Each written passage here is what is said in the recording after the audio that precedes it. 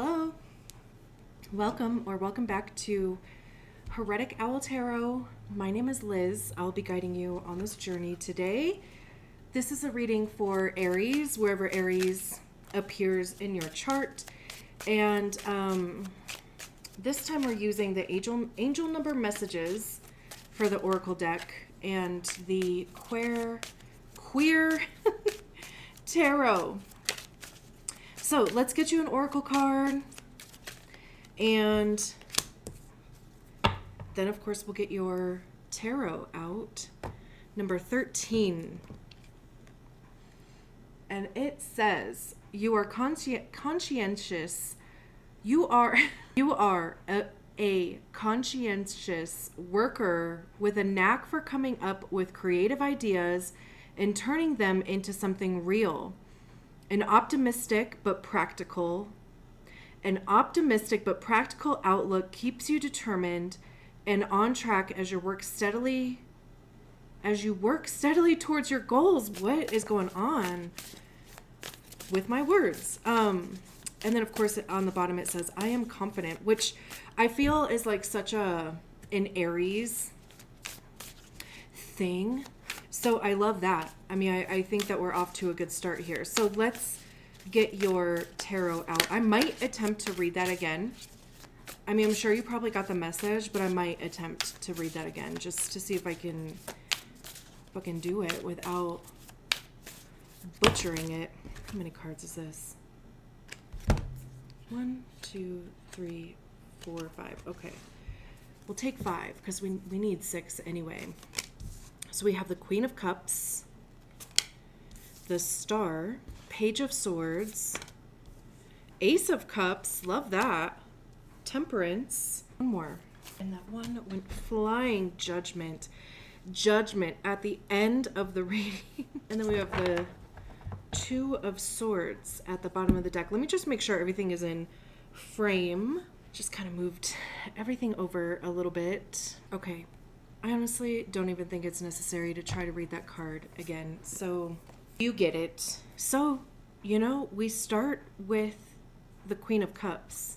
It's interesting that the Queen of Cups is paired with the Ace of Cups to me. Like, okay, so cups have to do with our emotions, right? Like how we're feeling about things, how we're expressing our emotions, how we're communicating our emotions, like the people that we keep around us also, because obviously like they affect how we're feeling about ourselves, about our lives, about whatever, right? Heart chakra, you get the point. So queens are when we embody the energy of the suit ourselves. So, we recognize the energy within ourselves. We give that energy to ourselves, right? Like we have to learn to master it, to understand it, to work with it in order to move on to be the king, which is, obviously kings oversee kingdoms. They're leaders, they're authorities. People look to them for guidance, they're mentors. So with the Queen of Cups, it's very, like self-care, self-nurturing. However, it's also having the ability to be compassionate, not only to yourself, but to other people. And I just kind of keep getting this feeling about your role in taking care of other people, whether that's on an emotional level. Maybe you're doing a lot of emotional labor or work in some capacity for your friends or your family or something, which is interesting because it has this feeling of like putting that energy out, giving it to other people, where traditionally for me, I usually see that as being like the king, but it is a lot about like figuring out that balance though, right? Like we don't want to just like kind of completely shut down and not be emotionally available for our friends, our family, obviously ourselves. So it's interesting because I just kind of keep getting this feeling about taking care of yourself more. I mean, there's a lot of healing also with the Queen of Cups. So if you are finding yourself in a period of really digging into your emotional intelligence, I guess is the word I want to say, because I'm thinking like your wounds, or, you know, like, how do you express emotions? Like, how are you feeling emotionally? And maybe you're recognizing somewhere in there where maybe the scales just aren't quite as balanced. I mean, it could also be reaching a point here where you are taking care of those emotional needs within yourself. You are doing the self-care. You are doing the self-healing. You are focusing more on yourself, right? And then this Ace of Cups comes in here. And aces are always something new. You know, we have this cup that's overflowing. And interestingly enough, so if we can see, hopefully, in this Queen of Cups, right, it looks like there's a cover on it. Like, this looks like a whole contraption, really. It almost looks like there's two cups, like one on top of the other, but there's no base on this cup that's on the top. So, you know, I mean, it's not like a functional other cup. I don't know. I was like sitting here staring at it, and I'm like, this is the thoughts that were like going through my mind. I'm like, well, I mean, even if it was a cup, it's not functional because there's no base on it. So you can't like just take it off. But in either case, though, you know, it's covered. So again, like, there could just be something within you that maybe you have kept a lid on in some capacity. And with the Ace of Cups here being paired with it, that lid is coming off. And this would be in a positive way. It's not like you blowing your lid or something, right? I mean, it could be because, you know, this is like kind of shooting out like a fountain almost, but it could just be sharing something that you love. It could just be, you know, with this being a lid or looking like it has a cover on it, it could just be, again, like finally sharing something that you're very passionate about, sharing something that you really love. It could, of course, even be somebody, like meeting somebody who also shares in that same passion. This has the same like creative vision for something. Even this card, you are a conscientious worker with a knack for coming up with creative ideas and turning them into something real. That could be these two cards, because there is a lot of creativity that goes in with cups, and it does come from like following your heart versus, you know, your mind or whatever. So an optimistic but practical outlook keeps you determined and on track as you work steadily towards your goals. Yeah. The Star card is associated with Aquarius, and the Star card is all about like your hopes and dreams, which is actually very exciting, because, and especially like it comes after the Queen of Cups and the Ace of Cups.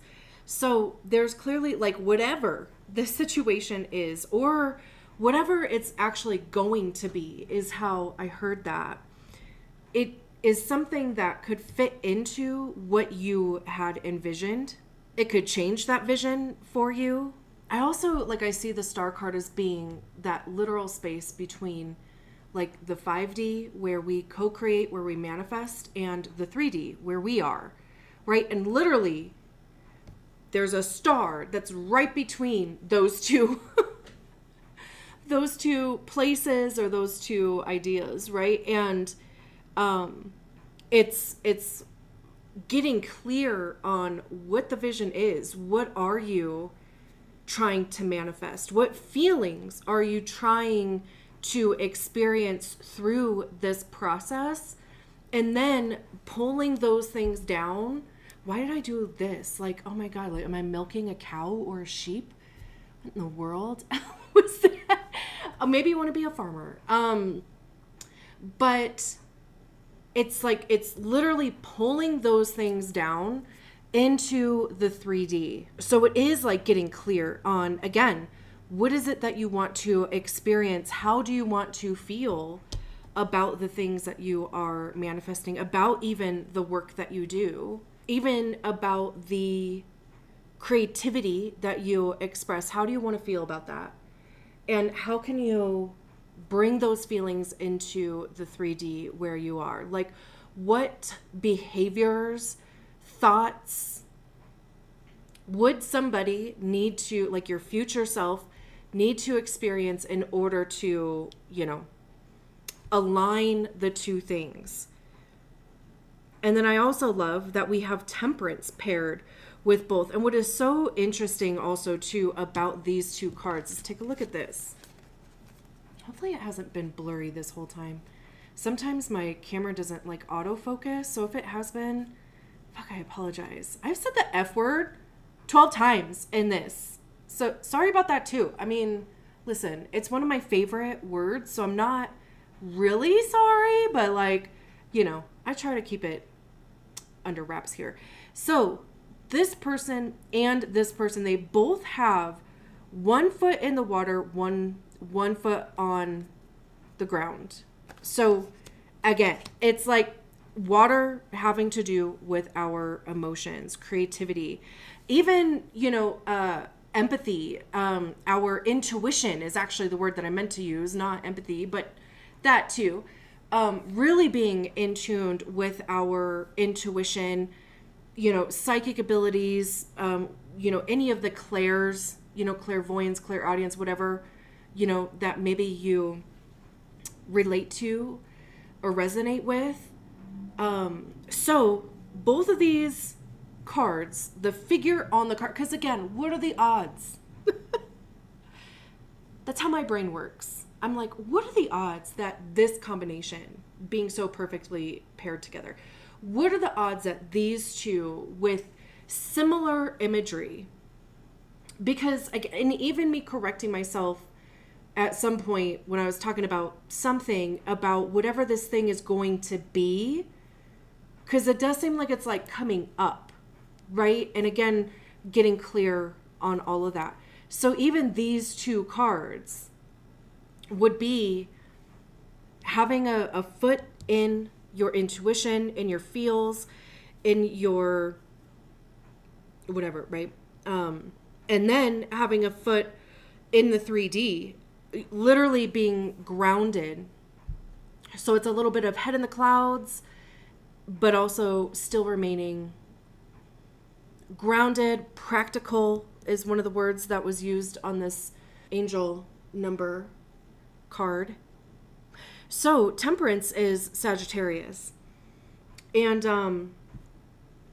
I almost said Sagittarius. So temperance talks about alchemy. I mean, they're literally blending energies here. They have 2 cups. Again, even going back to the cups here that we have the Queen of Cups and the Ace of Cups. So now they're taking, even, I was saying with this Queen of Cups, how it looks like these are 2 cups. So now they're taking the 2 cups, if there are 2 cups, maybe there's, a couple different things that you have an interest in, or, your work-life balance, or whatever, like hermit and being extroverted, right? Like whatever the case may be. It's figuring out the perfect balance of those 2 things. And also temperance talks about patience, balance, moderation, because again, it is finding like the perfect recipe for you, because this is specific to you. It doesn't have to look like anybody else that anybody else in your family, anybody else that you've seen online. Like, it doesn't have to look like anything other than what is actually perfect for you. And too, like, I don't know why this is coming to mind, but it's one of those things of like seeing, even like, obviously social media, even hearing experiences from people that we do know, it's something, even just to get inspiration from. It's like, well, I know if that was possible for you, then I know that something like this is possible for me.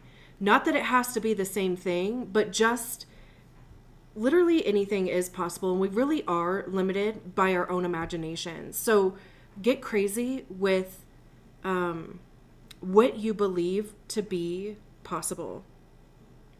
And also too, like, give it some time to come together, right? And it's even with this star card, because they're even holding two vases here. They're holding 2 cups.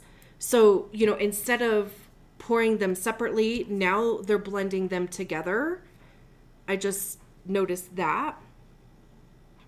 So it could even, of course, be a message that if you are trying to do, like, keep things separate in some capacity, then there is a possibility that those things could be blended together somehow. I also, like, anytime I see temperance, I always, like, talk about chocolate. That might be the Taurus sun in me. I don't know. But because, like, when you're tempering chocolate, right, there's specific steps that you have to go through in order to temper chocolate correctly. And if you try to speed through or skip steps, then there's a possibility that it'll be ruined. It won't work. You have to go back to square one. So it's a message about making sure that you are just moving forward one step at a time. Don't necessarily take shortcuts. If you do, fine, but also maybe recognize that you might have to eventually come back and just tie up that loose end, or, deal with whatever the thing is that you tried to skip past. And then we have the Page of Swords. Pages are like the apprentices to me. So it's having newbie energy. And pages can also be a little arrogant because, when we get excited about something, it's kind of like, again, like, just that arrogance can come in where you're just like, nobody can tell me shit. This is it. This is what I'm going to do. This is what I think about it. That, like, I have my mind made up type of thing. And, again, just a message about keeping an open mind. And I'm kind of using words having to do with the mind because swords have to do with our thoughts, our mindset, how we perceive our realities. It's our ego. How are we communicating our thoughts? It's beliefs too, and truth and honesty, but like divine, objective truth. So this could be trying out a new idea, putting a new belief into practice, even putting a new idea into practice.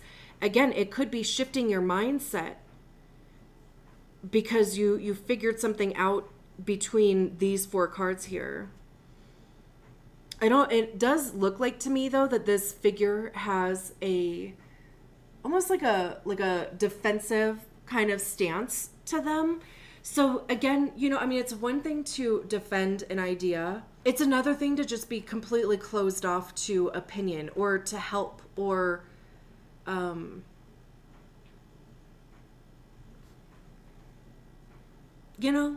don't even know why I keep getting this like big warning with the Page of Swords. I don't usually get such a feeling of quote unquote warning with the Page of Swords. And again, just allow yourself to keep an open mind. Like, allow yourself to change your mind. If you do put a belief into practice or put an idea into practice, or you're working on shifting your mindset around a thing, just, allow there to be, like, first of all, allow yourself to change your mind.